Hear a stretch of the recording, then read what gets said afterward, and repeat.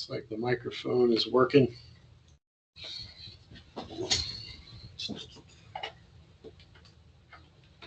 Okay, so this is we're going to do 3 textbook sections today, 4.2, 4.3, and 5.1.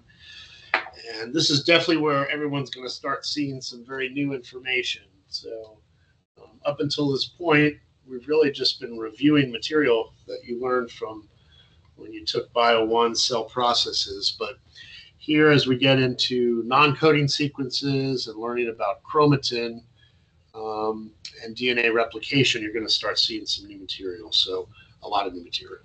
So keep that in mind.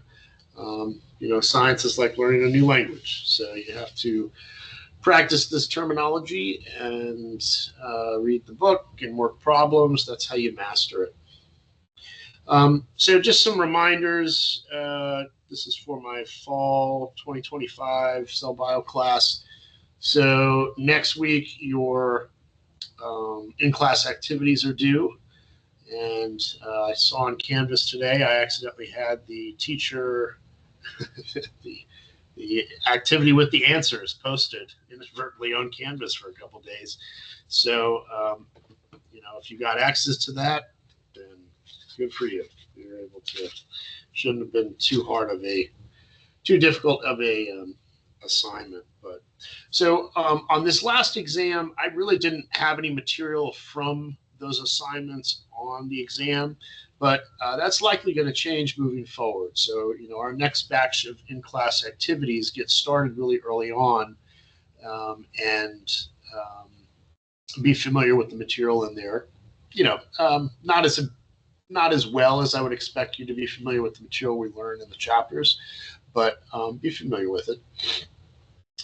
You might see some of that material on the exam. Okay, let's get going here. So we're going to get right into non-coding sequences. Now, when we left off last time, I think the last thing we learned was about splicing, right? RNA splicing. And we're going to touch on that a little bit today. But today we're focusing on non-coding sequences, and these are within the genome, right? So essentially, these are stretches of DNA and RNA that do not directly code for proteins, but they have really essential roles in regulating gene expression, in shaping genome structure, and also contributing to evolutionary diversity. I think I've said this before. When I took cell bio in college, it was like one gene, one protein, that's it. And the rest of the genome, we really don't know much about it or what it does. And it is just completely, everything but that, right? The non-coding sequences are what provide, a lot of the expression level information for those protein coding genes. And they're really important in shaping the genome. The genome is a very, very dynamic structure. It's not just an instruction booklet.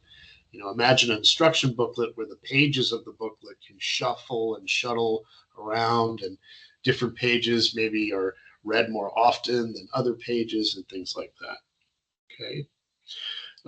For a long time, scientists thought large parts of the genome were just junk DNA.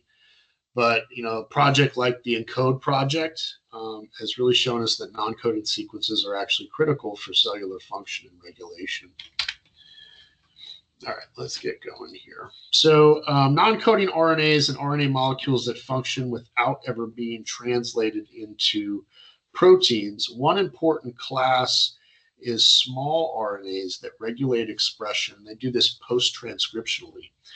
So RNA interference, or RNAi, is a process mediated by short double-stranded RNAs. These RNAs bind complementary mRNAs and block their translation. So this effectively silences the gene. This can happen by physically preventing ribosome binding or by targeting the mRNA for degradation. And importantly, RNAi is not only a natural regulatory mechanism in cells, but also a very, very important tool that we use in research and medicine to very selectively target and silence genes.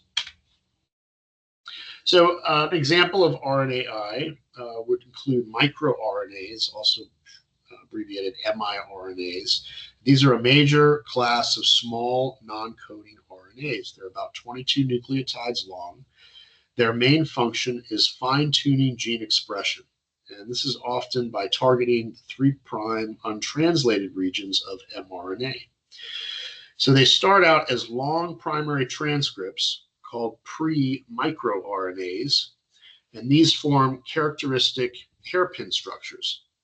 So in the nucleus, there's an enzyme called DROSHA, and it cleaves those double-stranded pre-microRNAs. It does that in the cytoplasm. Another enzyme, DICER, further processes them into mature double-stranded microRNAs. One strand of that gets incorporated into this big complex called RISC. It's called the RISC complex. And this complex uses the microRNA as a guide to silence complementary messenger RNAs, either through cleavage or just repressing translation. So, the sequence of the double-stranded microRNA that is initially used as the pre-microRNA is going to determine, whatever sequence that's complementary to of, the transcriptome. Within the transcriptome is the gene that's going to get silenced. So, in the end, the result is precise regulation of protein levels.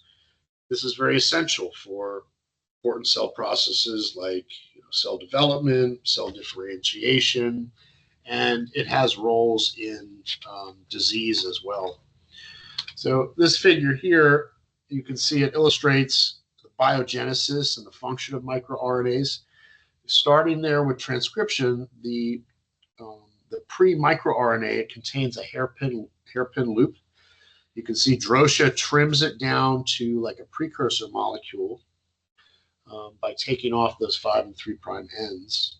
And DICER makes a final cut to yield a 22 nucleotide duplex.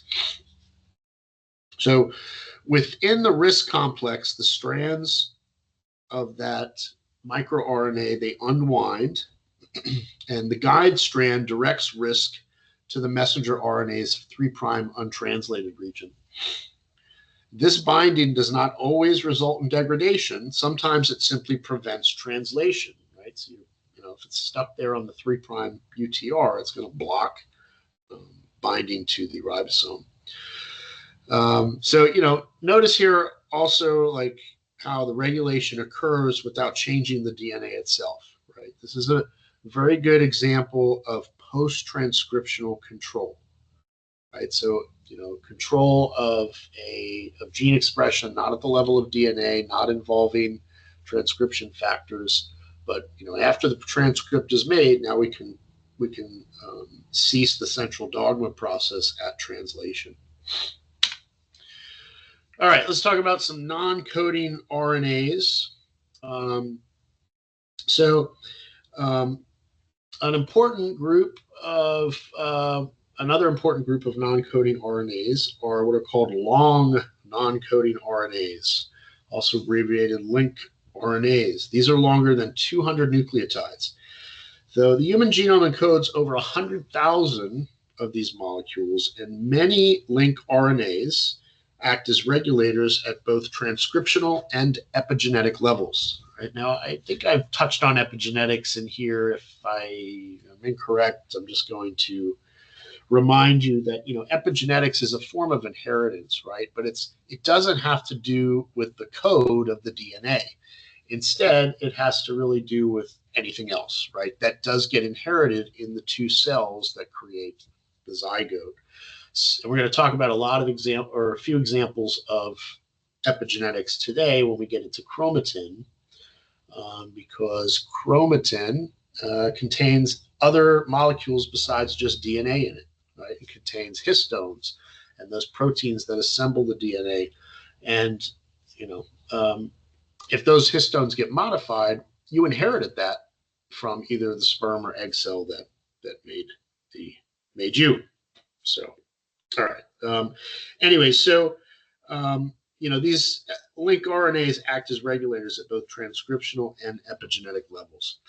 A famous example is the XIST RNA. So this is responsible for X chromosome inactivation in female mammals. Now, if you took genetics, you've probably seen this before. Females have two X's, males have an X and a Y.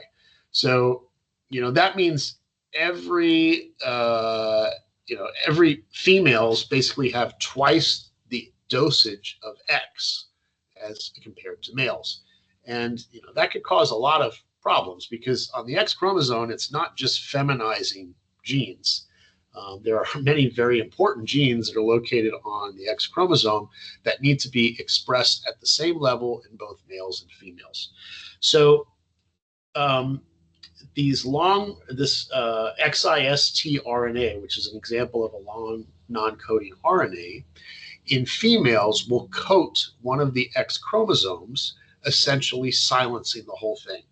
So now you have an inactive X chromosome, you have one active X chromosome, now just like males have one active X chromosome. So that evens out the gene dosage. And this is called dosage compensation. Right? It ensures dosage compensation so that females with two X chromosomes don't produce double the gene products compared to males with one. All right. Let's see here. All right, I'm gonna skip over this. So there's some important numbers on here. I do like these numbers. So, how many protein coding genes are found in the genome? It's a good number to know, 20,000. And that's really it. That's all I want you to know from here. 20,000 protein coding genes. Here is a picture of the chromosomes, and there's an X, and there's the other X. So this is a female. You can see how the other X is nice, and you got two sister chromatids. But this thing, there are still two sister chromatids there. It's just all shrunken up, and it's shrunken up because it's coded by that XIST long non-coding RNA. All right. So besides non-coding RNAs, another portion of the non-coding genome is made up of repetitive sequences. In fact, really a majority of our genome is made up of repetitive sequences. Simple sequence repeats are tandem arrays of short DNA motifs, right? Typically 1 to 500 nucleotides long. In Drosophila, for example, ACA-ACT repeats make up almost 40% of the genome. In humans, AT-rich repeats, these are about 170 base pairs long. We also call them alpha satellite DNA or satellite DNA. So whenever you see satellite DNA, you're looking at AT-rich repeats. These constitute about 10% of the genome in humans. Just something to note, you can actually detect this stuff. If you do a cesium chloride density gradient centrifugation technique, you can actually separate out the AT-rich versus the GC-rich pieces of DNA. It's a very sensitive type of centrifugation. I mean, this is obviously a very small molecule, but GC, because of higher molecular weight, is more dense, travel further down the column. So, okay. All right. Repetitive sequences, simple sequence repeats. You also see in the non-coding genome what are called interspersed repetitive elements, right? So interspersed means that there's pieces of this repetitive element found all over the genome. They're interspersed, right? This is a very large category of non-coding sequences, making up nearly 45% of the human genome. So there's two main types, and it's not pronounced signs. It's actually a weird pronunciation. It's Chinese, or Chinese, I've heard it pronounced.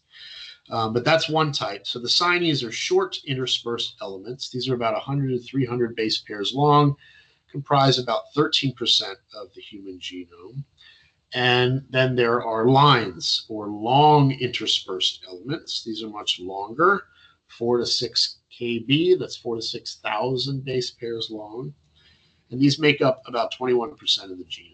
Right? These repeats are scattered throughout the genome, which is why they're called interspersed. And they have a major evolutionary and regulatory consequences. That's what they're very, very implicated in. Signs and lines are not static. Right? This is important. They are actually transposable elements. This means that the signs and the lines, these short and long interspersed repetitive sequences, are transposable elements. Okay, that means that they can move from one chromosome to another, or just from one area of the genome to another, because you could move from one chromosome to the same chromosome, different location. Now, transposable elements are common in genomics, and specific type of transposable element is a retrotransposon. So they are very related to viruses. In fact, I believe in terms of evolution, that's how we acquired them.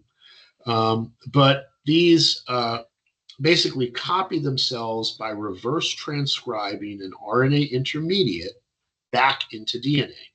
So this cycle of transcription, reverse transcription, and then reintegration enables them to proliferate throughout the genome. These were once dismissed really though as like parasitic elements, but we know now they contribute significantly to genome evolution, complexity, diversity, all those things. So this figure is showing here the movement of a retrotransposon. You can see first the sequence is transcribed into RNA, then reverse transcriptase converts it back into DNA, and finally the new DNA integrates into a different chromosomal location. Over evolutionary time, this has had a huge impact on the genome structure. That leads to expansion and rearrangement of genetic material, diversity, and whatnot. All right. So a little more, about transposable elements, just to, reinforce the impact, and the influence it has on genome size, gene regulation, evolutionary change. But they can also create problems, right? So, if retrotransposon inserts, or any transposable element inserts into or near genes that code for proteins, whatever, it can potentially disrupt normal expression, and thus it can be implicated in human diseases. Cancer's a very notable one for this. So their movement can also destabilize the genome. Importantly, in some cases, recombination between repeated sequences can actually lead to chromosomal rearrangements, deletions, duplications, translocations that alter gene function, right? So if something moves where the promoter region is and affects the 5' UTR, or hits a regulatory element, it can disrupt the expression of that. But really, another example, this next figure here shows. So here you've got like a rearrangement. So here you got a rearrangement in this one intron between these two lines, right? So this is the long interspersed element. You got line 1 and 2, and you can see that there's some crossing over occurring here, right? When I say crossing over, I don't mean the event that occurs during prophase, although it's similar. And you get a genetic rearrangement here. You get also what's called recombination, right? So this is a recombination between two repetitive sequences in introns that are causing a rearrangement.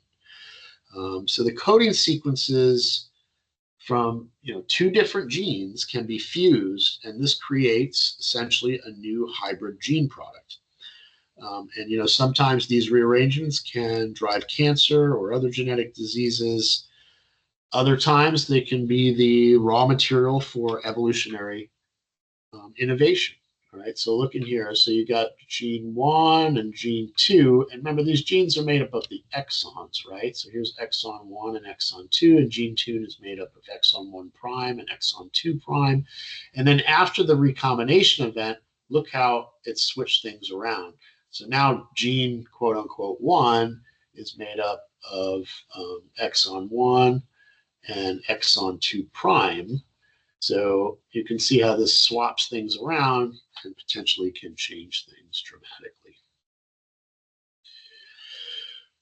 All right, let's talk a little bit about gene duplication and something called pseudogenes.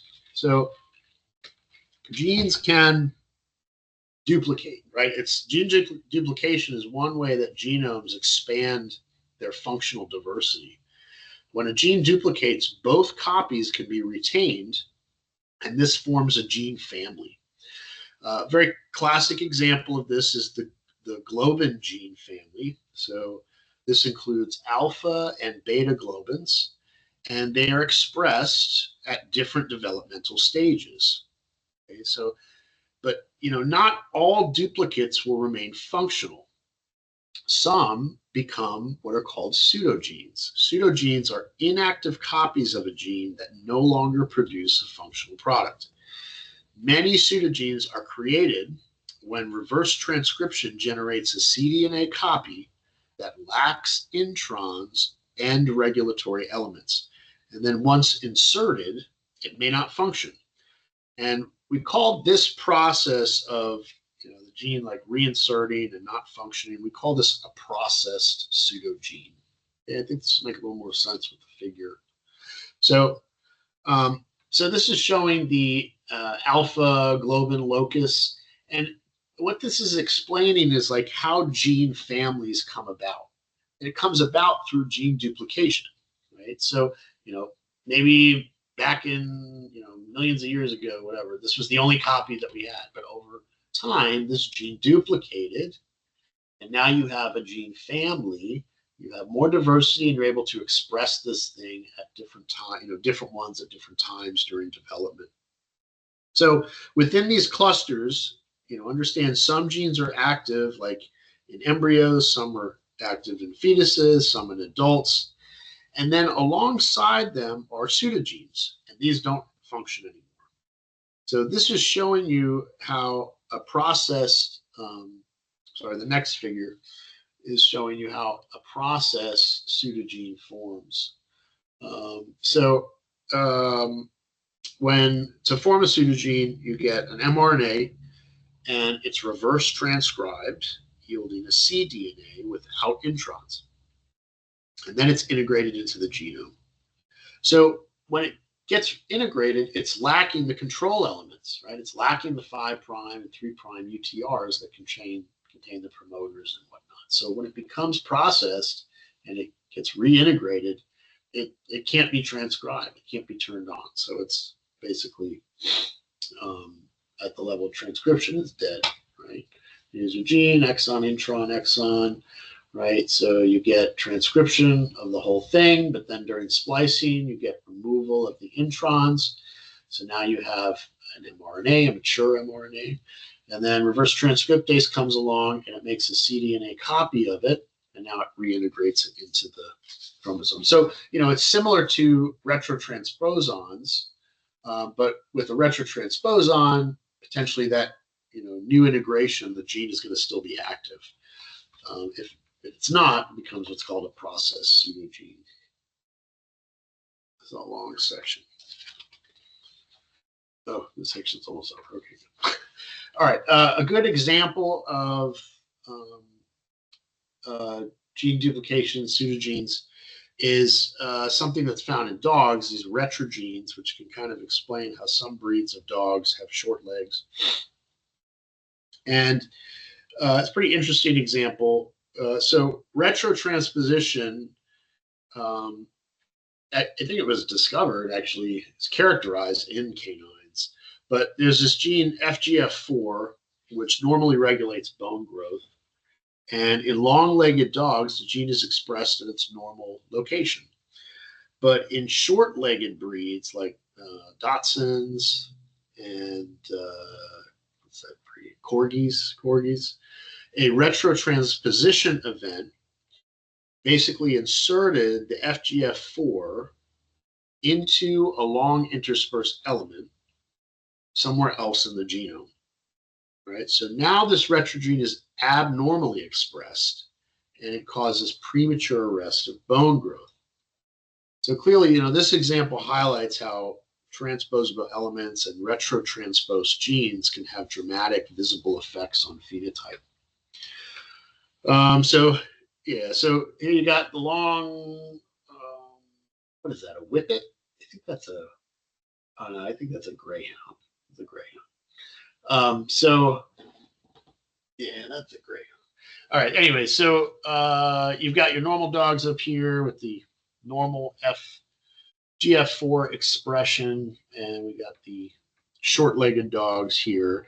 They carry the retrotransposed version, which is inserted into the line elements. You see, normal FGF4 gene, you've got your exons and your introns. The introns get taken out, the exons get spliced together.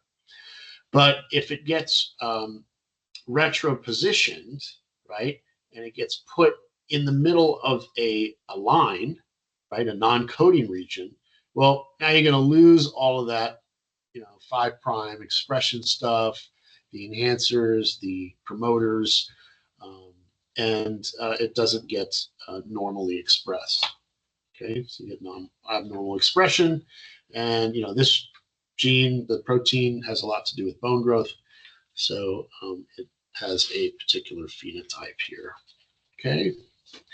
All right. Anyways, I think definitely one of the more interesting chapters in the textbook. It's just a lot of this is really based on new research within the last 10, 15 years that we just talked about.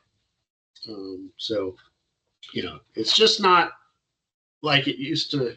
It's not like everyone thought it used to be, or it's not like everyone used to think it is, where you just have one genome, you got one protein, and those proteins magically come together to build a living thing. It's the genome is a very dynamic structure with DNA moving on flip-flopping all around. A lot of it, most of it non-coding, but still that non-coding stuff has important implications. All right, so in this next section, we're going to look a little more closely, a much shorter section, I think. We're going to look a little more closely at just the structure of chromosomes and chromatin, and then we're going to have a whole chapter later on the nucleus. So we're going to come back to this a little bit, talking about euchromatin and heterochromatin. So this is on chromosomes and chromatin. The structural framework that organizes DNA inside the nucleus. But, chromatin isn't just like a packaging material. It plays a central role in regulating gene expression. Chromosome behavior. Hold on, I just want to check something here, guys. I'm sorry. Where is my transcription for this? Yeah, okay, good. All right. Sometimes I do these lecture recordings, and an hour and a half into it, I realize I haven't been recording anything. I have to start all over. And usually when that happens, I have to grab a few drinks to deal with that. But anyways, so that's not happening. All right. So we got chromosomes and chromatin. What was I talking about there? Sorry, I got sidetracked. Yeah, so chromatin isn't just packaging material. It plays a really important role in gene expression regulation, the behavior of chromosomes, the stability of the genome. After this section, I think you'll understand how DNA associates with proteins, how it condenses into chromosomes, and even how specialized chromosomal structures like centromeres, and we're going to also talk about telomeres, how they function. All right, let's see here. Okay, what is chromatin? Chromatin is not just the DNA, but is DNA and proteins. The proteins that we're talking about are the proteins that help package the DNA. Specifically, those proteins are called histones. They are the major structural protein in the genome. And they include H1, H2A, H2B, H3, and H4. So these are really highly abundant proteins in the nucleus. They're very rich in positively charged amino acids like lysine and arginine.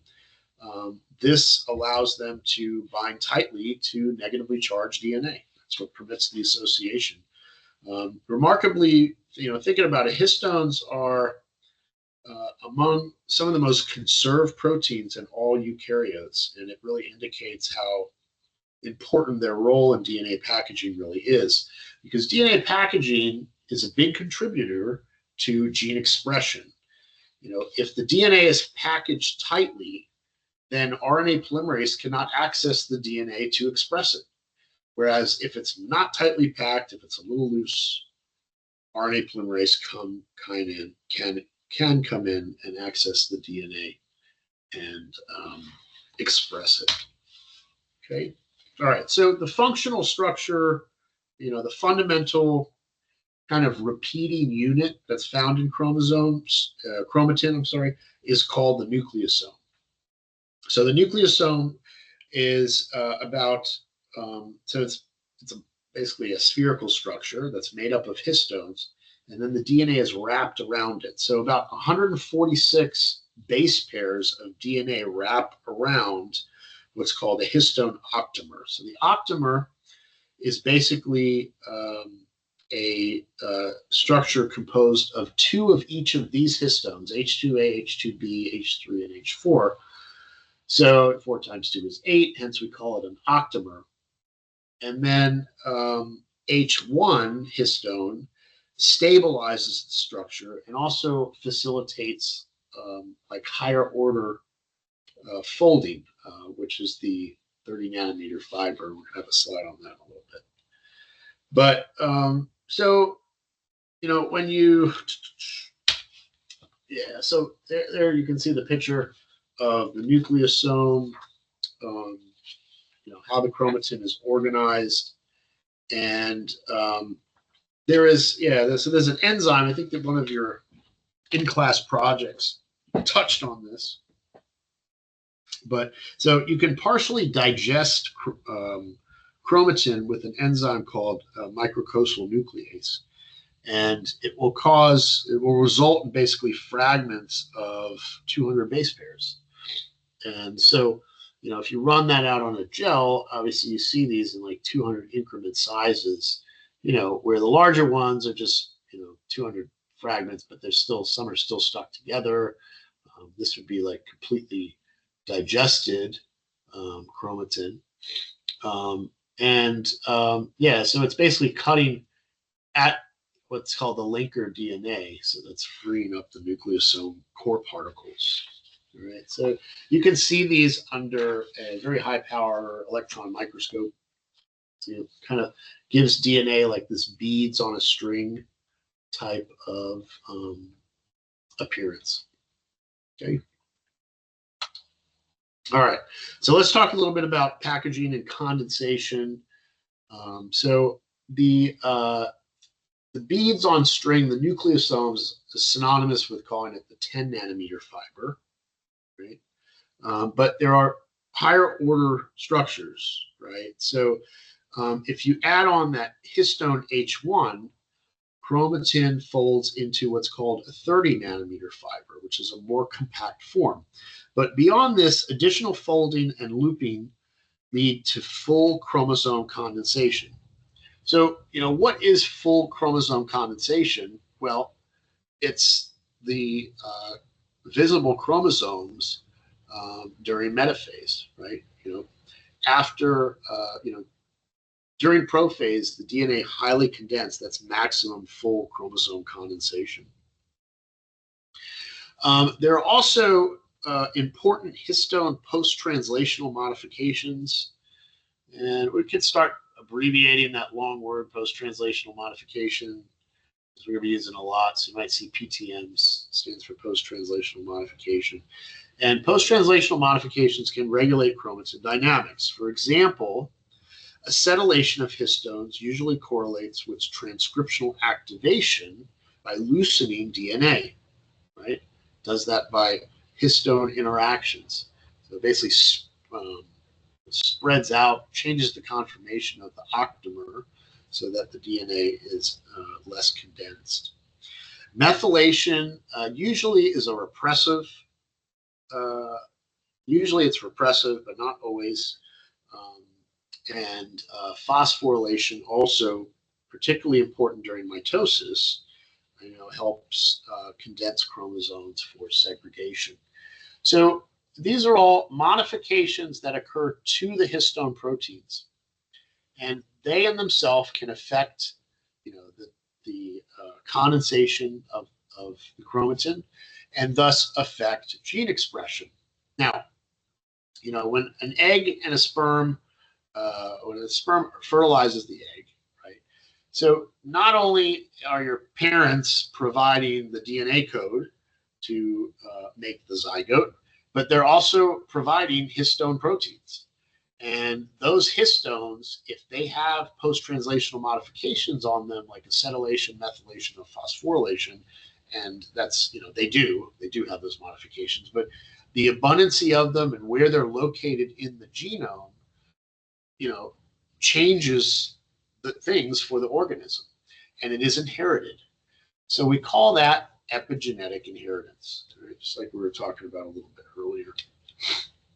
All right, so chromatin exists in two functional states, euchromatin and also heterochromatin. Euchromatin is loosely packed and transcriptionally active, contains genes that are frequently expressed, but in contrast, heterochromatin is densely packed, it's gene poor, and it's transcriptionally silent.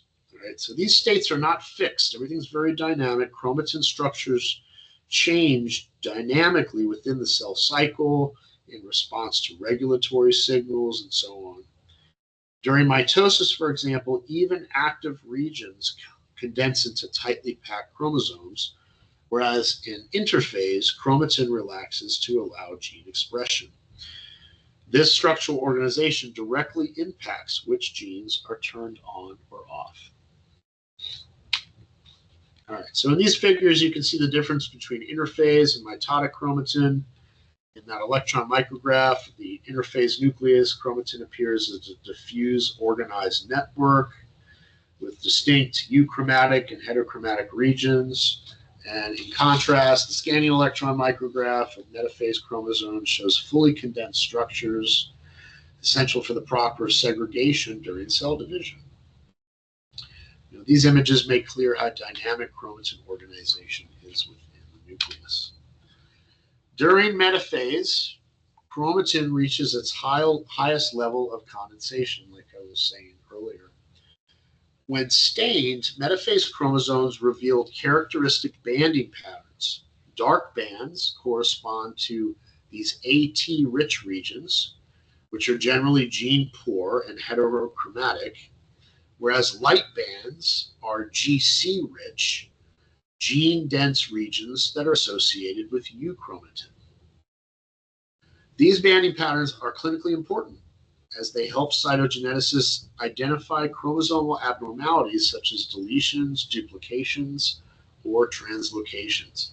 So thus, chromatin structure not only reflects genome organization, but also has practical diagnostic applications as well.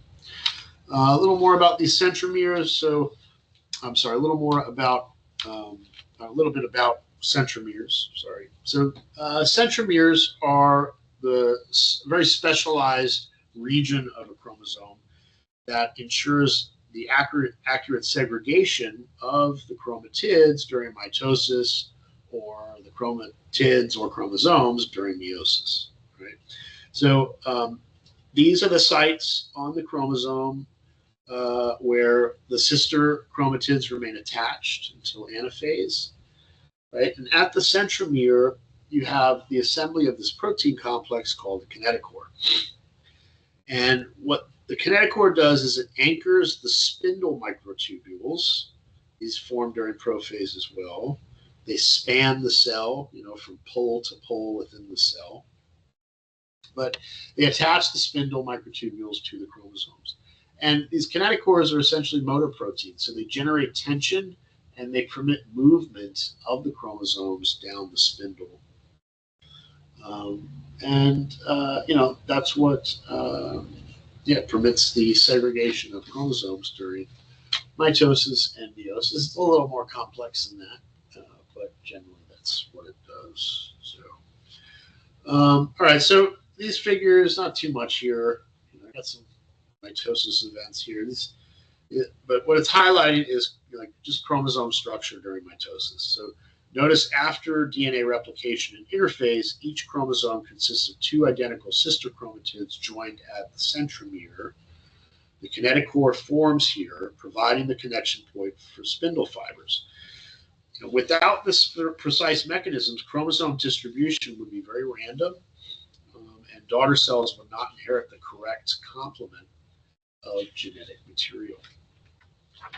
All right, moving on here about centromeres. So why does a particular region of the chromosome become the centromere? Well, not fully understood. What it was thought early on, at least in humans, is that, particular sequence, right, would dictate where the centromere is going to be located. And thus that sequence, would associate with the kinetochore and things like that. But it's not true in humans. So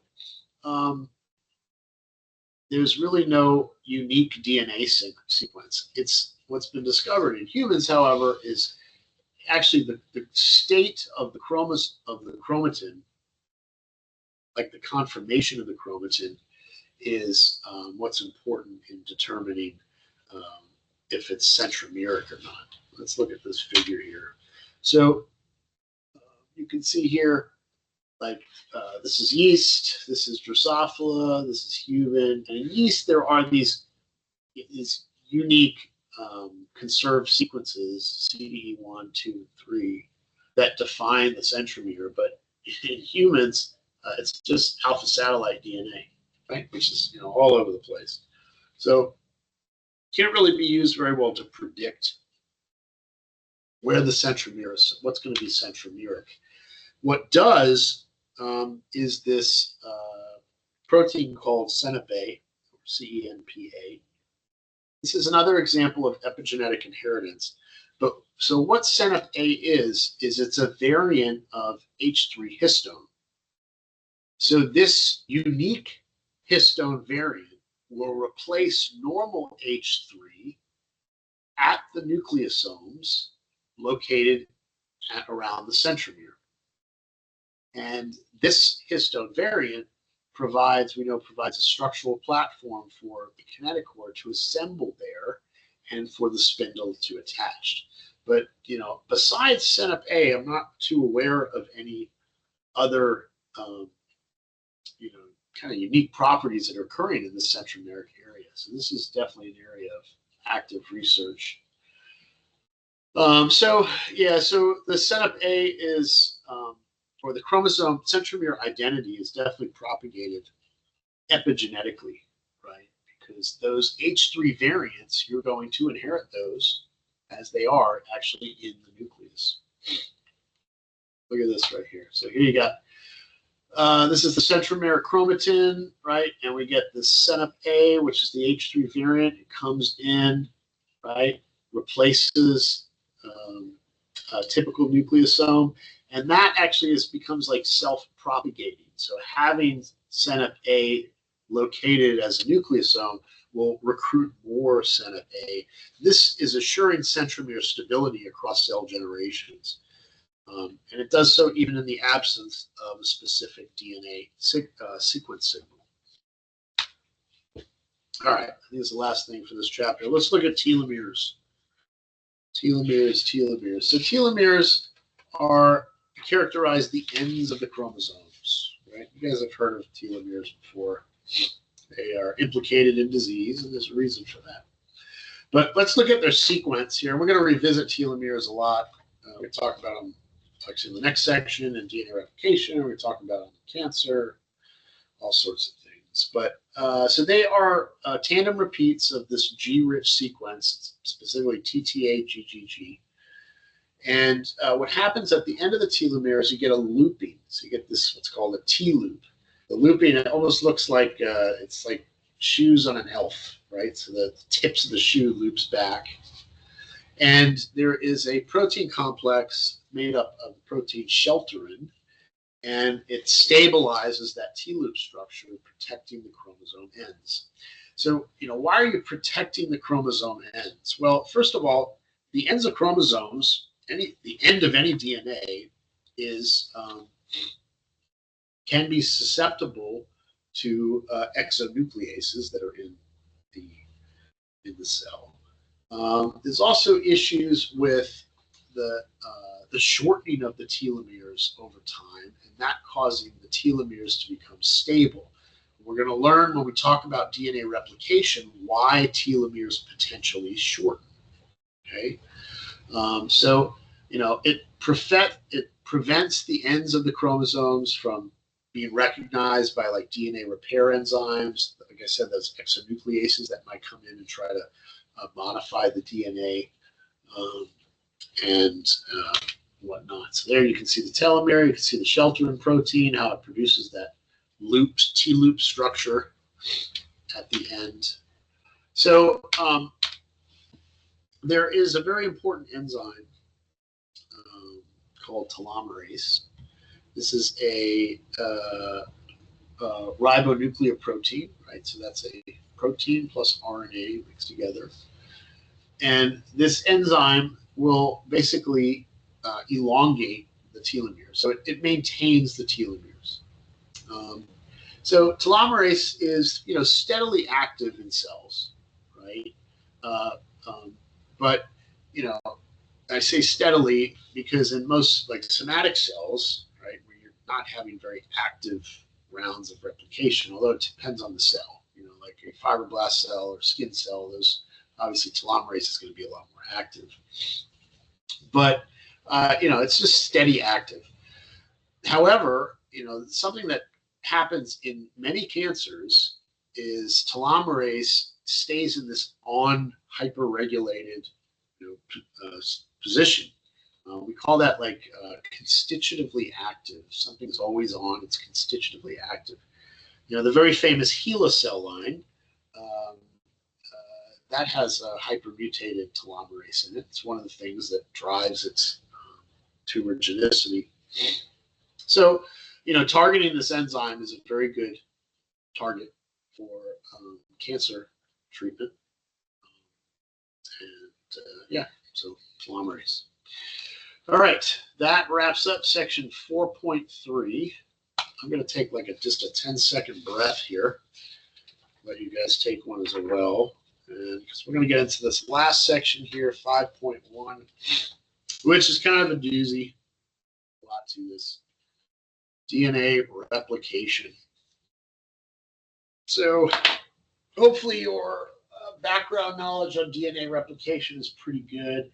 Depending on who taught it to you, when I teach Bio 1, I get into a very generic overview of DNA replication. I don't go into all the different polymerases and stuff. We're going to do that in this chapter. We're also going to look very closely at how DNA replication initiates in cells in both prokaryotes and eukaryotes. So now I can tell you, just looking over the book again this week to kind of generate these PowerPoint slides, I don't necessarily like how the author organizes this chapter. But it's also kind of a difficult topic to organize. It's if you learn it, you just learn prokaryotic DNA replication, then you learn eukaryotic DNA replication. It's going to be very repetitive because there's obviously a lot of overlap. But it's just keep that in mind. So you're going to see a lot of repetition in here as you're going through it, and that's okay because there's a lot of components to this process. So DNA replication is what occurs during S phase, right? So it's the DNA copying itself. But so the rest of chapter 5 doesn't just focus on the copying of DNA, but it also focuses on the maintenance of DNA and also rearrangements of DNA. All right, but this section specifically, we're talking about DNA replication, and we'll look at the enzymes involved. We'll look at what's called the replication fork, and we'll look at the molecular mechanisms, that ensure in the end a very high fidelity during genome duplication. And with fidelity, I mean accuracy. The rate of error with DNA polymerase is astoundingly low, and then you compound that on the work of DNA repair enzymes, and it's very good for an enzyme that can catalyze the addition of nucleotides at a rate of about 1,000 per second. So when it's polymerizing DNA, imagine 1,000 base pairs getting covalently bound to produce that new DNA. It's pretty astounding, very, very fast enzyme. But you also see this very elegant group of proteins that, hold the enzyme in position and guide it down the DNA and things like that. Okay. So a little bit on DNA polymerase. DNA polymerases, this is the enzymes responsible for synthesizing new DNA.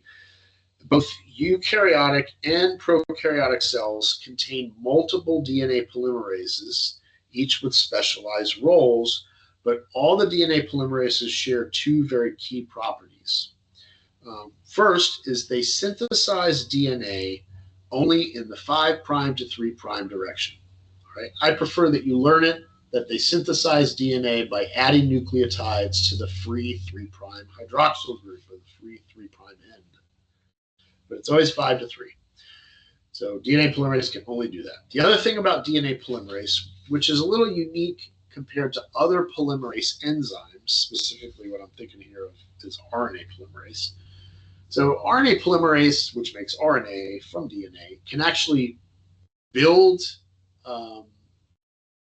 RNA de novo, right? You can do it just by reading DNA. But DNA polymerase requires what's called a primer. So, and this primer has to be complementary base paired to the template piece of DNA that DNA polymerase is trying to read. It's like a starting point where DNA polymerase can start. And there's a reason for that. Basically the primer is providing a free 3' hydroxyl for new nucleotides to be bound in. So, so that's what, RNA polymerase doesn't require a primer. It just gets loaded onto the DNA with the assistance of some other proteins we'll talk about in the transcription chapter. But no primer needed. Okay, so look at this figure here. You've got the template strand. That's the strand that's being read, and the primer strand, which is really just the new strand of DNA. Remember, these are dNTPs that are getting added in. So it's a nucleotide triphosphate, which makes the reaction energetically favorable. And two of those phosphates get lost, and now you've catalyzed what's called a phosphodiester bond. Right? The phosphodiester bond is the type of covalent bond that joins these nucleotides together. So without that free 3' hydroxyl, though, DNA polymerases cannot do it. Can't add it. It needs that. Can't just de novo build DNA. All right. So let's talk about the replication fork, which is basically it's like a Y-shaped structure, and so DNA replication proceeds bilaterally, right, from each origin, and the bilateral movement of DNA polymerase forms like a Y-shaped structure, and it's known as the replication fork. So at the fork, both parental strands serve as templates.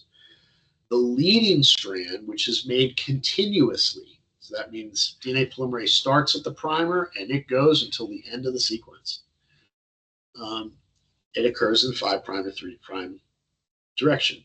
On the lagging strand, which also occurs in the 5' to 3' direction, it cannot be made continuously. It's synthesized discontinuously because it's moving away from the fork, and it's synthesized in these short fragments, which we call Okazaki fragments. Then they get stuck together later on by DNA ligase. But different in eukaryotes, different polymerases are doing different polymerases doing the leading strand, a different one is doing the lagging strand. And so what I want to do, I just want to kind of give like a generic explanation of the process of DNA replication. All right. And then we're going to get into the real nitty gritty, the details, look at all the different proteins as differences in eukaryotes and prokaryotes.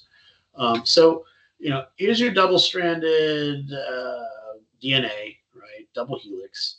And the replication fork is where the DNA strands are separated. And the enzyme that does this is helicase. Think about it as this enzyme that's going down and unzipping the DNA and creating the two strands. Now, as it's undipping the DNA, and if you imagine if you have like rope that's made up of maybe 3 pieces that are wound up together, and if you take 2 of those rope pieces and you pull them apart, it's going to cause that rope to kink up into a ball, essentially. They call this torsal strain. And when you pull on those 2 strands by breaking you're not really pulling, but as you're separating breaking the hydrogen bonds and unzipping the molecule, it's causing strain on the DNA down here. It's causing the molecule to distort, not be in the right shape. And if it continued, it would kink up the molecule so that you can't replicate it. So there are enzymes that go down, upstream of where DNA helicase is working and relieves that tension, that pressure. And we call these enzymes topoisomerases. And they basically just go down at the DNA and they nick it. It's like a single strand break. And that is enough to relieve all that pressure that's caused by DNA helicase. Now, also, when you open up the DNA, these strands are very unstable. They're not hydrogen bound. You got free electrons out here. You have polarity out here that's not happy. So there are proteins called single-stranded binding proteins. It's another class of them, but they basically do the same thing. They coat the single-stranded DNA and stabilize it. They help keep it open. So the next thing is, because DNA polymerase cannot initiate DNA replication in de novo, is an enzyme primase, right, which is actually an RNA polymerase, comes in and lays down an RNA primer at specific locations. So here's a primer right here. I think that's what this figure is showing. No, sorry. Here's the primer right here, and here is a primer right here.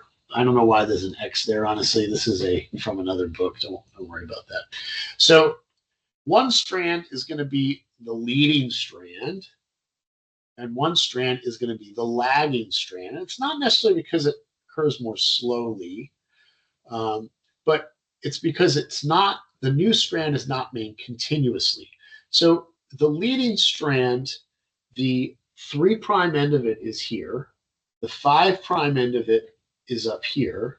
So the base, the complementary strand, its 5' end is here, and its 3' end is here. Remember, nucleotides get added to the growing strand at the 3' end, so they get added here.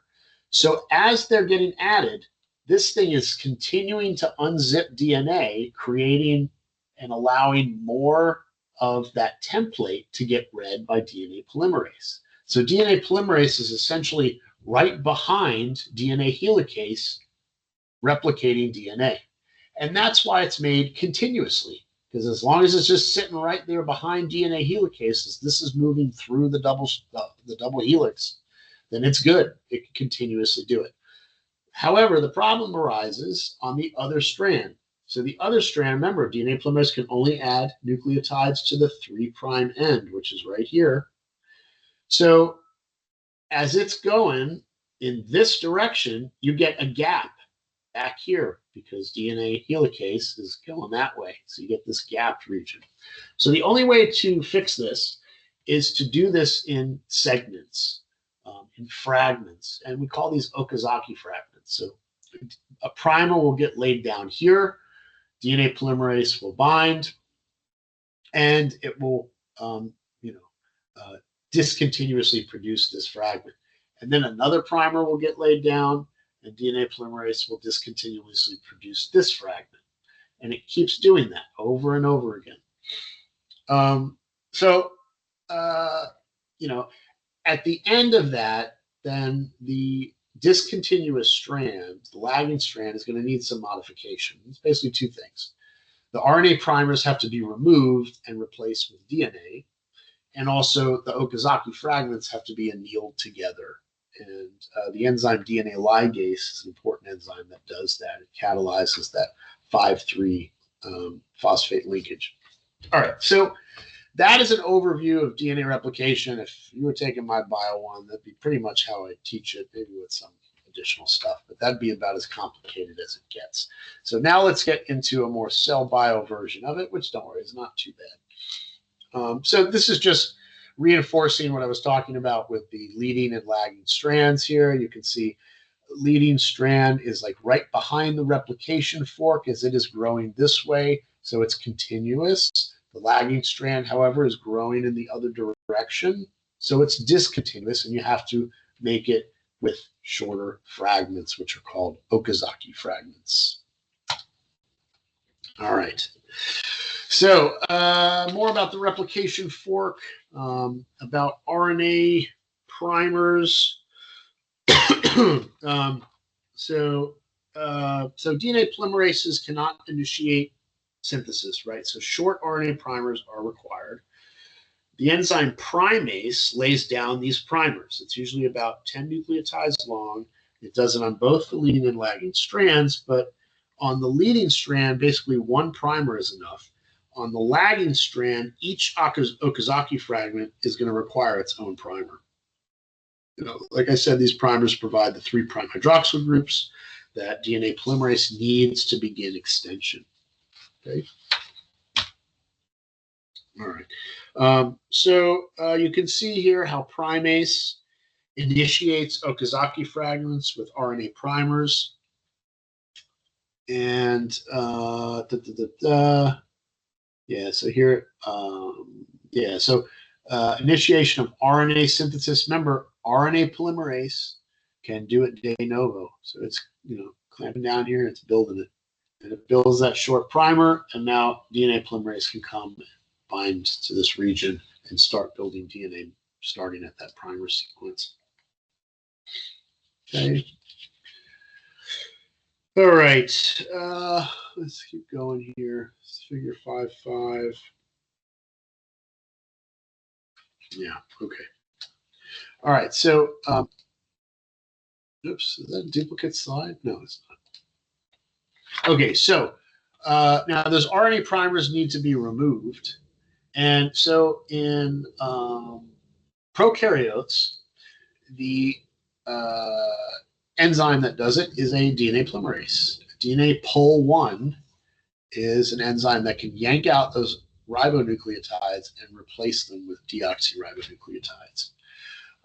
The polymerase that is, generating the leading and lagging strands, that is starting from the primers, building the DNA, is called DNA POL3. All right, so I don't know if I mentioned that yet, but in bacteria, it's DNA POL3, and then DNA POL1 that replaces the DNA replaces the RNA with DNA, and then ligase seals the Okazaki fragments together. All right, so we're going here. Okay, so DNA POL1 removes the primers. The DNA ligase fills the gap. Okay. All right, so this is an important slide, and it's just memorization, guys, but it's an important slide, and because it tells you the different enzymes that are functioning in prokaryotes and eukaryotes. So prokaryotes, DNA pol 3 is the main enzyme for DNA replication. DNA pol 1 is the one that removes the RNA primers, replaces the DNA.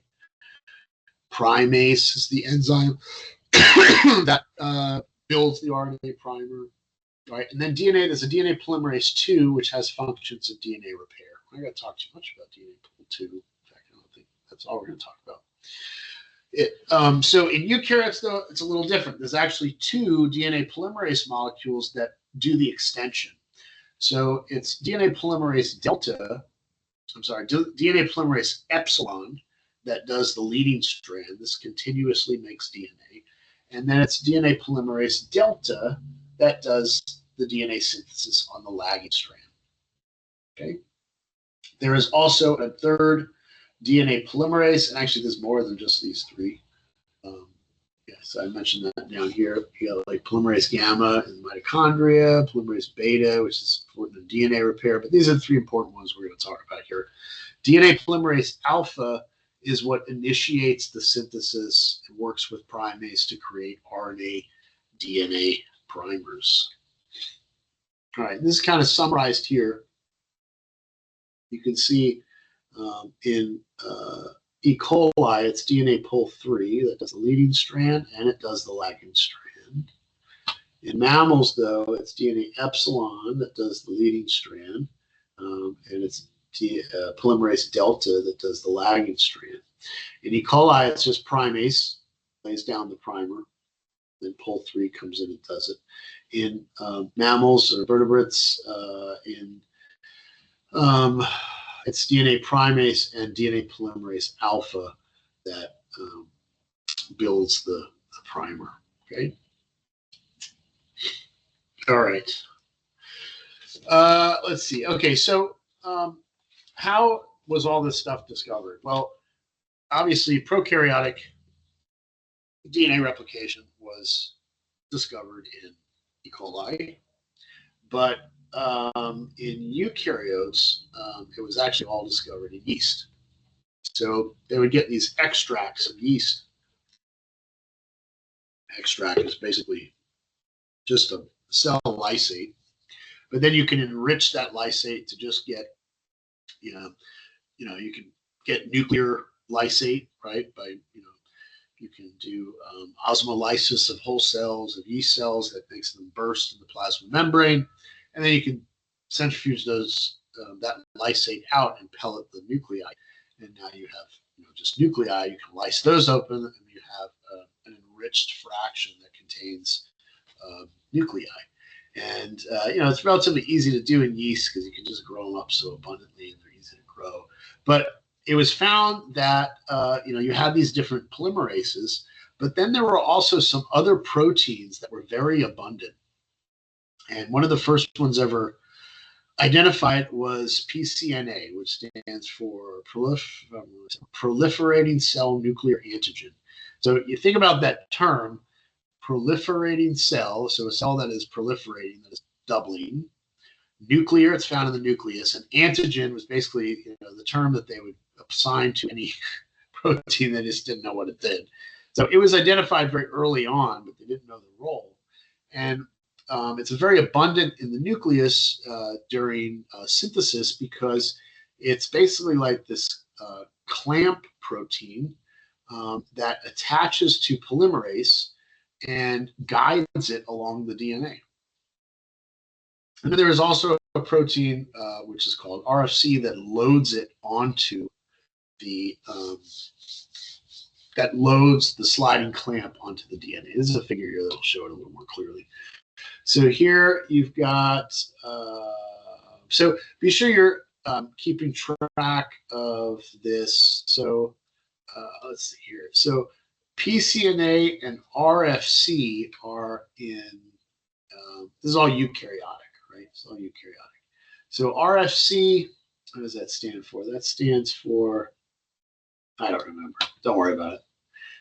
Anyway, so this is the loading clamp, right? So the clamp loading protein, brings the sliding clamp to the DNA. You can see it wraps around like a donut, shown also over here. It's the DNA in the middle. And DNA polymerase attaches onto that sliding clamp, and now you have this nice mechanism where this this complex can move very smoothly up and down the DNA. It's the presence of the sliding clamp that really enables DNA polymerase to work as quickly as it does. All right, so after it loads the clamp loading protein, RFC, releases it, but you still have pCNA located on the DNA. All right, so how do helicases, so helicases, when you see helicases, think initiation, really, because DNA helicase operating and unzipping the DNA is one of the initial first steps in DNA replication. Helicases drive DNA unwinding right there around a little ahead of the replication fork. So in eukaryotes, the helicase it's called a CMG complex, right? So CMG, because it's composed of 3 different groups of proteins. So one is called CDC45, that's where you get the C from. One is called NCM27, which is where you get the M from. And one is called the GINS complex, where you get the G from. So CMG complex. And that GINS stands for Go Lichi Ni San, which I'm sure is based on the individuals that identified them. And so, CMG helicase does require ATP, right? So it uses nitrolysis HP to move along the DNA and to separate the 2 strands, right? And then also in eukaryotes, you have to keep these strands open, right? So the proteins that do that are called replication protein A. So the sister protein in prokaryotes is called single-stranded binded proteins, but these are proteins that stabilize the unzipped DNA. It prevents reannealing, the production of secondary structures, and allows efficient replication. Okay, next slide here. So helicase activity, like I talked about, generates torsional stress ahead of the fork, that torsal strain, and you have to resolve that. Okay, and the enzymes that do that are topoisomerases. So they kind of act as like a swivel. It cuts the DNA to relieve the strain. In prokaryotes, the topoisomerase is called DNA gyrase, and it's a type 2 topoisomerase, which induces a type of supercoiling called negative supercoiling. So there are 2 families of topoisomerases. There's going to be a nice slide that shows it later on, but type 1 and type 2. But basically type 2 topoisomerase induces negative supercoils. Topoisomerase 1 relaxes negative supercoils without ATP. In eukaryotes, topoisomerase 1 cuts 1 strand to relieve torsional stress, while topoisomerase 2 does a double-stranded cut. And it does that to resolve more complex structures like tangles, knots, and also something called catenines. And catenines are basically where you have like 2 circular pieces of DNA that are linked together like a chain. Okay, so these topoisomerases, you basically have a topo 1 and a topo 2 in both prokaryotes and eukaryotes. In prokaryotes, the topo 2 is DNA gyrase. The topo 1 is what does not require ATP. And then in eukaryotes, the topo 2 cuts more complex tangles and whatnot. The topo 1 does not require ATP. Okay. All right. So this is topoisomerases working during DNA replication. The breakage is reversible. Obviously, it can go in. Topoisomerase does the break, and then it can fix it. All right, let's keep moving here. Almost done. All right, so when you have this whole complex, all these things together, you have what's called a replosome. So this model shows the prokaryotic replosome. So what does the prokaryotic replosome consist of? It consists of two DNA polymerase III molecules. They are simultaneously synthesizing the leading and the lagging strands. Here's DNA polymerase synthesizing the leading strand. Here's DNA polymerase synthesizing the lagging strand. They're tethered, right, with the DNA helicase, with primase, and with the sliding clamp. Sliding clamp, clamp loading protein, helicase, primase. All this stuff is kind of stuck together with these proteins. Also with the lagging strand, this looping that's going around. So the looping, the point of the looping is so that synthesis of both strands proceeds in the same overall direction. It's this arrangement that ensures coordination of replication on both sides of the replication fork. All right, so a little bit about like fidelity, the accuracy. You know, I mentioned this, touched on this a little earlier, but replication must be extremely accurate. DNA polymerases have intrinsic proofreading activity via 3' to 5' exonuclease activity.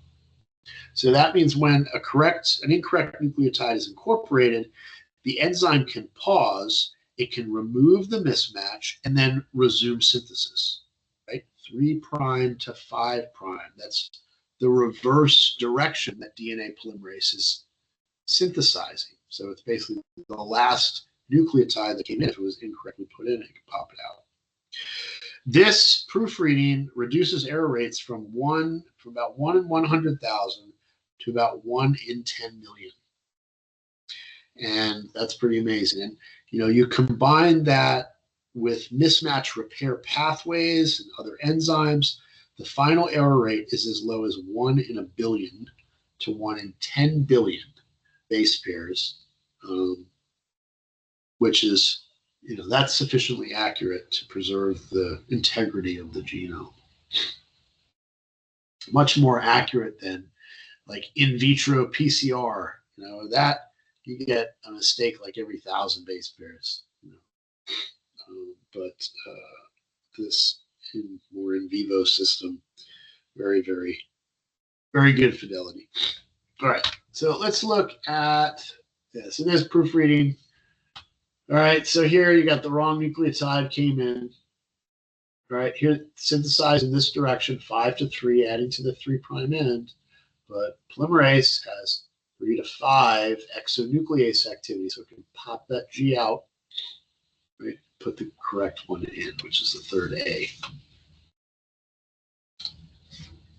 All right, so a little bit about the origins of replication, orices in prokaryotes like E. coli.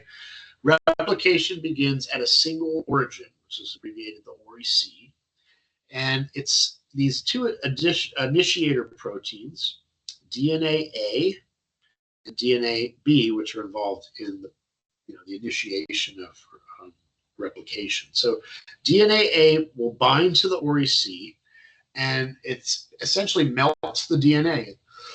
It breaks the hydrogen bonds and separates the DNA. And that allows helicase DNA B to be loaded. Then single-stranded binding proteins come in, stabilize the unwound DNA. Primase synthesizes primers. 2 replication forks proceed bidirectionally around a circular chromosome. Okay. Look here. So here you got oric, DNA A, the initiator comes in, and then DNA B, which is prokaryotic DNA helicase, comes in and starts unzipping the DNA. Single-stranded binding proteins come in and they stabilize it. And now you have, because in bacteria you have circular chromosomes, so now you have 2 replication forks. And this one's going this way, this one's going that way. And they will eventually be infused.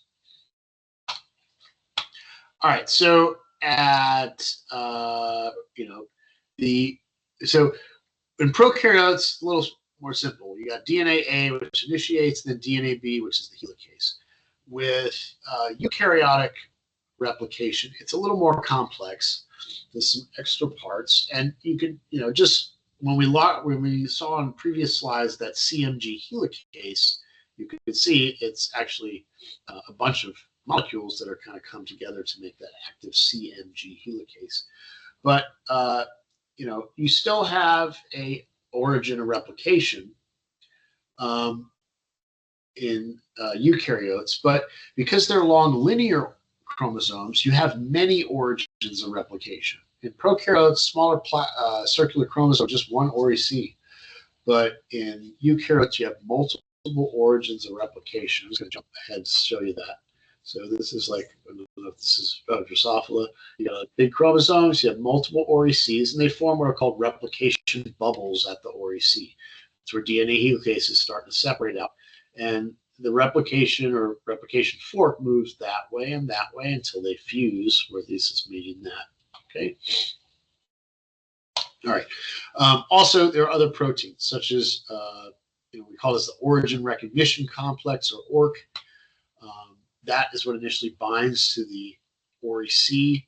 This is obviously happening, right before S phase or G1 phase. And also the helicase complex, which is, so we call this MCM27. They actually get loaded onto the DNA. There's other proteins that help that happen, CD6 and CDT1. There's a figure that shows all these things a little bit, so don't stress. And then helicase finally is activated by the recruitment of CDC45, GINS complex, and then all this together forms the active CMG helicase. CMG helicase is what unwinds the DNA, allows primase polymerase to lay down a primer, things like that.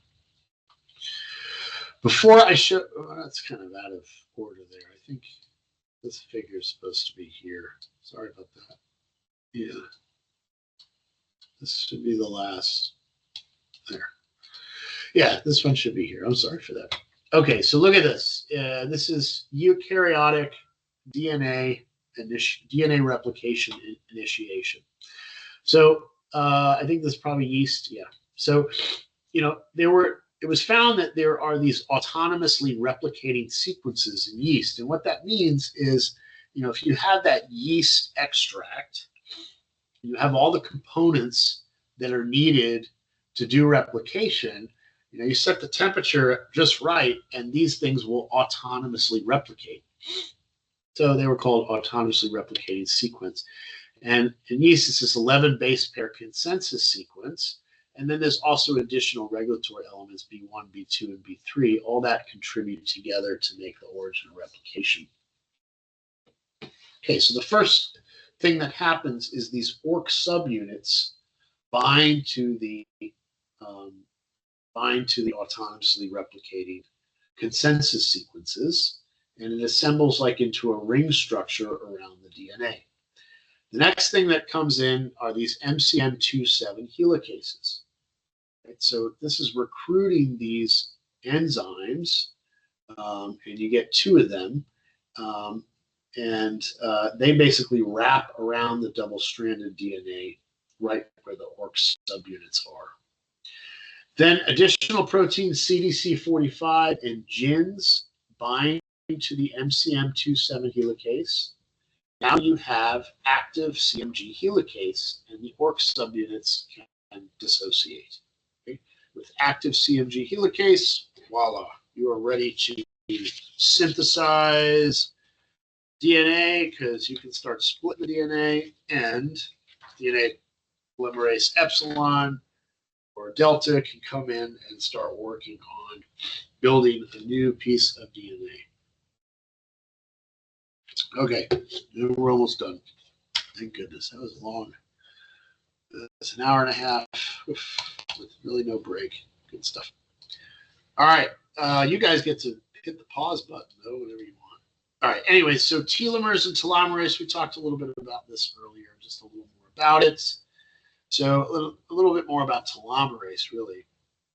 And the problem with why telomeres get affected by the process of DNA replication. Hold on, it's my switch to live. Okay, my captions are still working. So because of because DNA is synthesized 5 to 3, and because you have a lagging strand at the very end of the chromosome, when DNA is being replicated, that lagging strand, the very last Okazaki fragment that could get produced, doesn't, because a primer cannot bind down to produce an Okazaki fragment for a certain number of the first nucleotides in a linear chromosome. Okay, so again, it's the whole lagging strand synthesis that causes this problem that the ends of chromosomes over successive rounds of replication will eventually shorten and deteriorate. So that is a problem. It's related to, I think telomere is related heavily to aging. It's been very implicated in aging. And, if that degradation of the chromosomal ends goes in deep enough and starts affecting protein coding genes or regulatory elements, now you have some potential problems. So an enzyme, telomerase, fixes that. Telomerase is a reverse transcriptase.